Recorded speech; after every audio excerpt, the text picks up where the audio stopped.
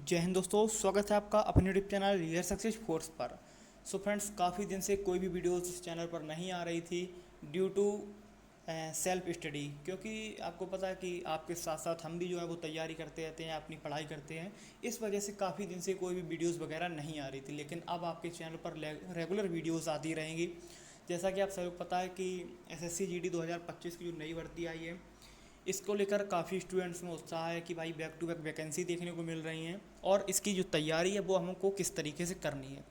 तो मैं आपके साथ में मैं खुद के जो अनुभव हैं, देखिए मैं ऐसा नहीं कि सिर्फ आपके लिए मैं कोई यूट्यूबर हूँ, प्रोफेशनल यूट्यूबर। मैं कोई यूट्यूबर वगैरह नहीं हूँ। सबसे पहले तो आपको ये सब बातें पता है, जो भी पुराने स्टूडेंट्स जुड़े हुए हैं। तो मैं भी आपकी तरह एक स्टूडेंट्स हूँ जो कि अपनी तैयारी करता हूँ और आप लोगों के साथ कुछ जो आप लोगों का सीनियर ही हूँगा, क्योंकि अब आप लोग अपना कोई कोई दूसरा फॉर्म डालेगा, कोई पहला फॉर्म डालेगा, तो इस तरीके से स्टूडेंट्स होंगे। लेकिन मैं आपसे सीनियर ही हूँ जो तैयारी कर रहा हूँ। तो मैं आपके साथ अपने जो अनुभव हैं, अपना एक्सपीरियंस है, वो आपके साथ साझा करूँगा कि किस तरीके से आपको तैयारी करनी है।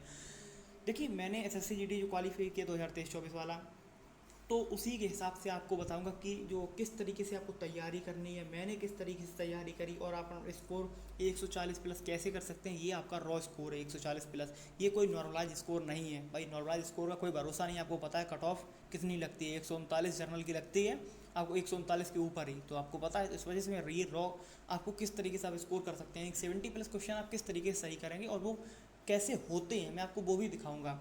एंड आपको किस तरीके से तैयारी करनी है, ऑनलाइन तैयारी करनी है या ऑफलाइन, मैंने किस तरीके से की, मैं आपके साथ अपने अनुभव साझा करूंगा और आपको उससे बहुत बेनिफिट भी मिलेगा।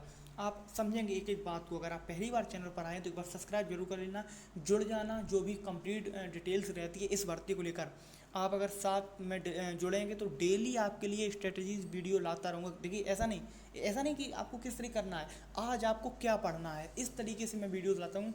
आप अगर टेलीग्राम पर नहीं है तो लिंक मैंने डिस्क्रिप्शन बॉक्स में डाल दी है, वहाँ पे मैं डेली शेड्यूल है वो शेयर करूँगा आपके लिए कि आपको तैयारी किस तरीके से करनी है, आपको क्या आज पढ़ना है, कितने चैप्टर आपके पूछे, जीके को आपको किस तरीके से कवर करना है, स्टैटिक आप किस तरीके से कवर करेंगे।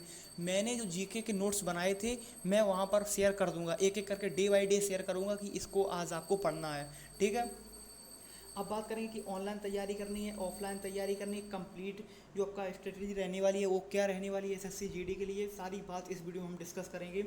बहुत जल्द आपके सामने बाई फेस भी आऊँगा। अभी तो ऐसा कि वो कैमरा वगैरह का मोबाइल में उतना अच्छा है नहीं, तो इस वजह से इस तरह ऐसे वीडियो रिकॉर्डिंग वाली स्क्रीन वाली बनाने पड़ते हैं। लेकिन आपके साथ कंप्लीट बैठ कर वीडियो बनाया करेंगे। बहुत जल्दी ये सब बातें आप लोग आगे से शेयर करेंगे।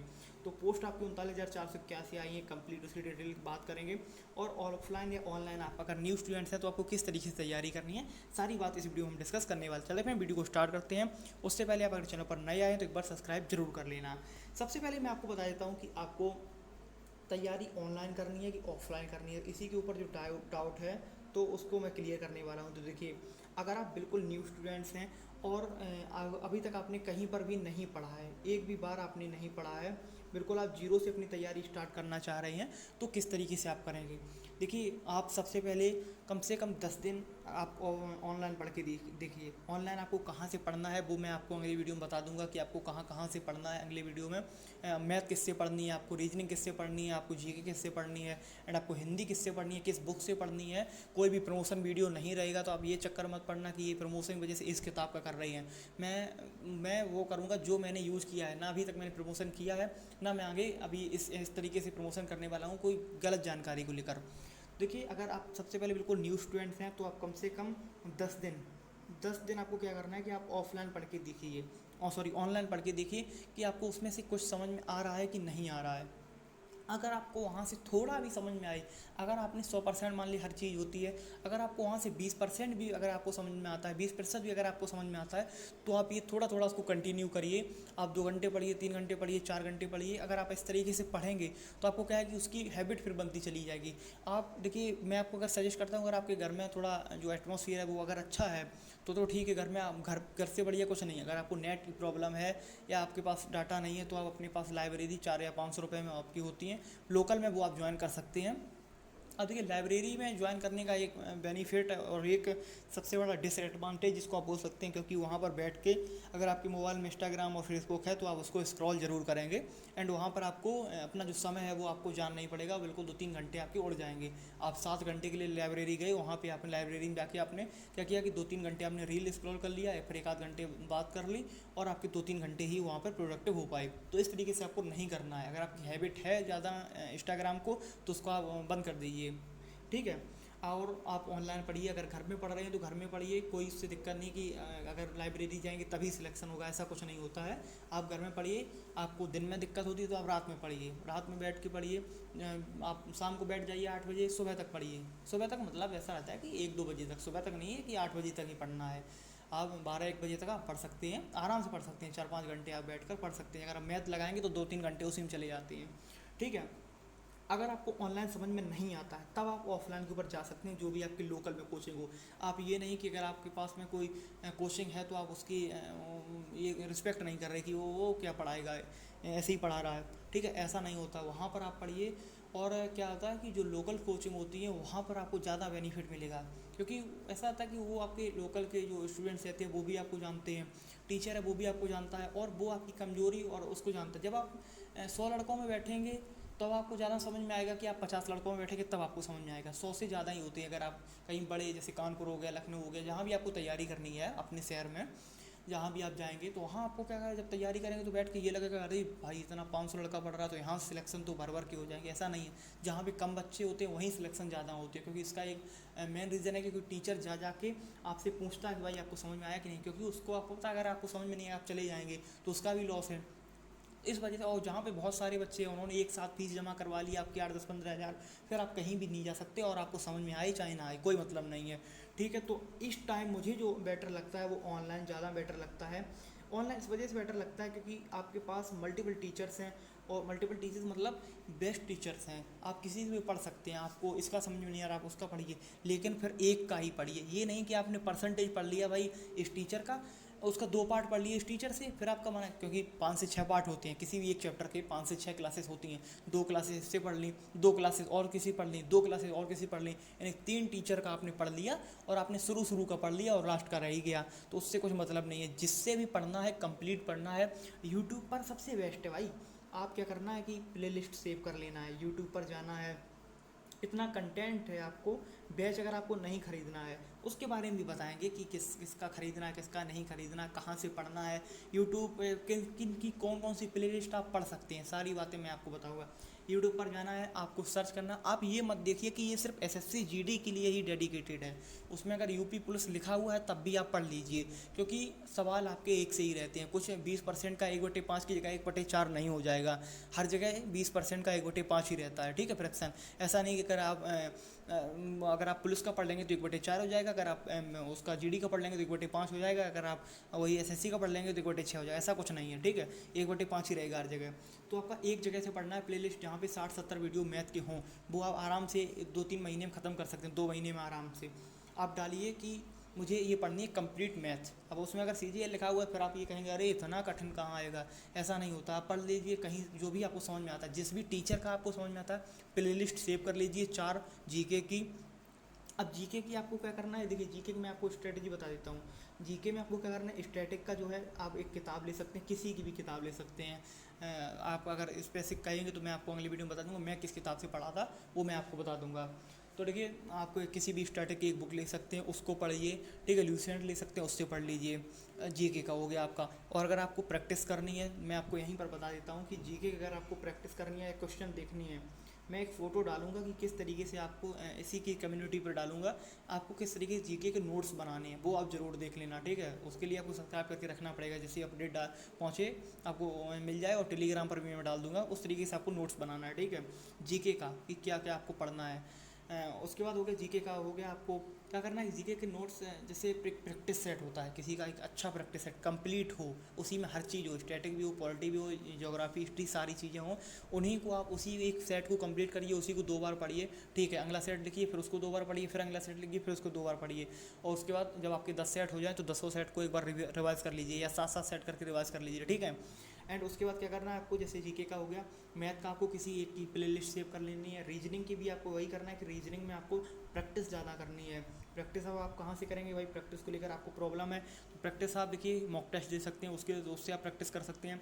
नहीं तो आपके लिए सबसे बेस्ट ऑप्शन पता क्या है, आप ऑफलाइन एक प्रैक्टिस सेट खरीद के लाइए, और वो भी किसका खरीद के लाइए, जिसमें कम से कम 50 क्वेश्चन आते हैं। जैसे कि आपका सीपीयू का हो गया, उसमें क्या रीजनिंग के 50 क्वेश्चन आपसे पूछे जाते हैं, तो वो सेट खरीद के लाइए। वहाँ पर आप 20 करेंगे, देखिए आपके जीडी में 20 क्वेश्चन आते हैं, तो वहाँ से आपके 50, यानी कि आपका तकरीबन आपका 1.5 सेट हो गया आपका पूरा, सॉरी 2.5 सेट हो गया आपका पूरा। 2 20 दूनी 40 और 10 वो आपका 2.5 सेट हो गया, यानी कि आप 2.5 सेट एक बार में लगा रहे हो। तो 50 क्वेश्चन की आप प्रैक्टिस रेगुलर कर दीजिए, कम से कम 50-60 सेट कर लीजिए, आपको एकदम मज़ा आ जाएगा। जब 2,500-3,000 क्वेश्चन कर लेंगे तो रीजनिंग का भी प्रैक्टिस हो जाएगा, और आप जो भी आपको टॉपिक कमज़ोर है वो आप क्लासेस ले सकते हैं।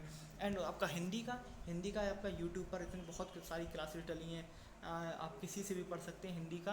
और नहीं तो आप, अगर आपको याद करना है, ठीक है, जैसे विलोम हो गया, पर्यायवाची हो गया आपको, या कोई अन्य टॉपिक है, तो आपका क्या करना है कि आदित्य, या आपको एक राजपाल की जो बुक आती है, ठीक है, राजपाल यादव की, राजपाल सिंह की शायद एक बुक आती है हिंदी की, या आदित्य की, उसमें आपको इतना कंटेंट मिल जाएगा कि वहाँ से आप इतना याद कर सकते हो और अपने एग्ज़ाम में अच्छा कर सकते हो। मॉक टेस्ट देते रहना है आपको, क्या मॉक टेस्ट से आपकी स्पीड बनी रहेगी। वहाँ पे सबसे बड़ा टास्क होगा आपका, आपको 80 क्वेश्चन मिलेंगे जो कि आपको 60 मिनट में करने होते हैं। अब इससे क्या रहता है कि आप देख लीजिए कि 20 क्वेश्चन हो गया आपका मैथ का, 20 हो गया आपका रीजनिंग का। अगर आपको कोई क्वेश्चन ऐसा होगा जो आपका 30 सेकंड में हो जाएगा, यानी कि बिल्कुल 30 नहीं 20 ही में हो जाएगा, और कोई ऐसा भी क्वेश्चन होगा जो आपका 2 मिनट लेके जाएगा मैथ में, और यही हाल होगा आपका रीजनिंग में। कुछ तो आप एकदम देख के एकदम तुरंत मार देंगे कि भाई अभी तो हो गया मेरा, ठीक है। उसके बाद एक क्वेश्चन ऐसा पड़ेगा आपको कि वो आपके 2 मिनट ले जाएगा, तो वो टाइम कम, एवरेज 1 मिनट लग जाता है हर एक क्वेश्चन में। तो अगर मैं एवरेज एक मिनट मान के भी चलता हूँ तो 40 मिनट आपके यहीं निकल जाते हैं। उसके बाद 20 मिनट बचते हैं जो कि हिंदी का हो गया, और आपका जीके का। हिंदी भी ऐसे नहीं कि आपको बस उड़ा दी हिंदी और 20 में 20 हो गए, तो उड़ाना नहीं है। एक दो बहुत नॉर्मली है कि गलत हो जाते हैं 1-2 क्वेश्चन, तो बहुत ध्यान से हिंदी, अगर आपने एकदम उड़ाने की कोशिश की कि मैं 5 मिनट में ख़त्म कर दूंगा, तो क्या होता है, गद्दांश अगर आया, 5 क्वेश्चन आते हैं गद्दांश के, 4 या 5 क्वेश्चन आएंगे, तो वहाँ पर आपको पढ़ना पड़ेगा, और बहुत जो ऑप्शंस होते हैं वो सिमिलर होते हैं, ये आपको पता होगा। तो वहाँ पर अगर आपने थोड़ी भी पढ़ने में गलती की तो आपके ऑप्शन वहाँ चेंज हो गए। उसके बाद विलोम शब्द हुए, जैसे पर्यायवाची हुए, तो अगर आपने वहाँ भी थोड़ी समझने में दिक्कत, क्योंकि वहाँ पे पूछा कि इसका विलोम नहीं है, ठीक है, और आपने उतना ही पढ़ लिया कि इसका विलोम, तो फिर आपका निश्चित गलत हो जाएगा। तो वहाँ पढ़ने पर भी टाइम देना है। अब रीजनिंग का जैसे सिटिंग अरेंजमेंट हो गया, ब्लड रिलेशन प्लस माइनस वाले जो हो गए कि भाई ए प्लस बी का अर्थ है ए बी का पिता, ठीक है, इस क्वेश्चन में टाइम लगता है। तो इस बात को आपको ध्यान रखना है कि भाई यहाँ पर टाइम लगेगा, तो उसी हिसाब से आपको लेके चलना है, और उड़ाने की कोशिश नहीं करनी। जी के आप उड़ा भी सकते हैं, क्योंकि जो आपको आ रहा है वो आ रहा है, जो नहीं आ रहा फिर भी आपको 20 क्वेश्चन करने कम से कम उसको आप टिक करेंगे, उसको आप नेक्स्ट पर जाएंगे, 30 सेकंड आराम से लग जाते हैं। वहाँ पर भी आपको तकरीबन आपको 10 मिनट नहीं मान के चलिए, 6 से 7 मिनट तो आपको लग ही जाएंगे, ठीक है। यानी कि इस हिसाब से आपको करना है। तो अब मैंने किस तरीके से किया मैं आपको बता देता हूँ कि मैंने किसी का स्पेशल वैसे बैच वगैरह नहीं लिया था, बैच वगैरह मैंने नहीं लिया। तो मैंने क्या किया कि बैच मैंने नहीं लिया, तो मैंने क्या किया कि मेरे पास जैसे मुझे यूट्यूब से पढ़ना है, तो यूट्यूब से मैंने क्या किया कि एक की प्लेलिस्ट सेव कर ली। मैं दिल्ली पुलिस की, क्योंकि मैं उस टाइम दिल्ली पुलिस का भी था, तो मैंने क्या किया कि दिल्ली पुलिस का एक प्लेलिस्ट थी, काफ़ी पुरानी थी, वो मैंने सेव की थी, उसी से मैंने पढ़ लिया था, और वहीं पे मैंने पूरा कर लिया। तो उसके बाद मेरे जो पुराने जो नोट्स थे, जो तैयारी कर रहे थे, उनसे मैंने लगा लिए थे क्वेश्चन, और मेरे पास एक प्रैक्टिस सेट भी था, एक दिल्ली पुलिस का प्रैक्टिस सेट था, और एक मेरे पास एसएससी जीडी का जो ऑफलाइन थे, मैंने वहाँ के क्वेश्चन लगा लिए थे। तो मैथ का वहाँ से हो गया था, रीजनिंग का भी वहीं से हो गया था, मतलब 25-50 क्वेश्चन वहाँ से भी लग रहे थे, 20-20 सेट थे दोनों में, तो वहाँ से भी लग रही थी। हिंदी का आदित्य मैंने आपको बता दिया, वहाँ से याद किया, और जीके के मैंने सेट लिखे थे। मैंने किस तरीके से जीके के सेट लिखे थे मैं आपको वो दिखाऊंगा, और उसका आप देख लेना कि इस तरीके से आपको लिखना है। तो मैंने बैच वगैरह नहीं, यूट्यूब से ही तैयारी कर ली थी, और अपनी सेल्फ स्टडी से कर ली थी, तो उससे कुछ ज़्यादा नहीं। आपको इसी तरीके से करना है कि मेरा ये होता रहे बस तैयारी, ठीक है। और आपको ज़्यादा प्रेशर नहीं, मतलब 7-8 घंटे तो कम से कम आपको देना है। कम से कम 2 घंटे आपको, दो नहीं, आप कम से कम यूँ मान के चलिए आपको 3 घंटे जो है वो आपको मैथ का देना है, मैथ को देना है। क्योंकि यहाँ पर आप पूरा स्कोर कर सकते हैं। अब देखिए मैं इतना क्यों बोल रहा हूँ, क्योंकि आपने कट ऑफ का हाल देख ही लिया। अभी ये 3 लाख 3.5 लाख बच्चों का जो हुआ है इसमें देखिए रिटर्न तो क्वालिफाई सभी ने 3.5 लाख ने किया है। इसमें 50-60 हज़ार आप हटा दीजिए कुछ लड़के, ठीक है। 3 लाख 2.5 लाख में मान के 1 लाख हटा दिए मैंने, 2.5 लाख में मान के चलता हूँ कि फिर दोबारा से फॉर्म भरेंगे, क्योंकि उनका मैं मान लीजिए किसी का लास्ट था, किसी का कुछ था, कोई भरेगा नहीं। तो कम से कम 2.5 लाख बच्चे फिर फॉर्म भरेंगे, वही बच्चे फिर फॉर्म भरेंगे। और आपको पता है कि 37-38 लाख बच्चे फॉर्म भरते हैं इसमें।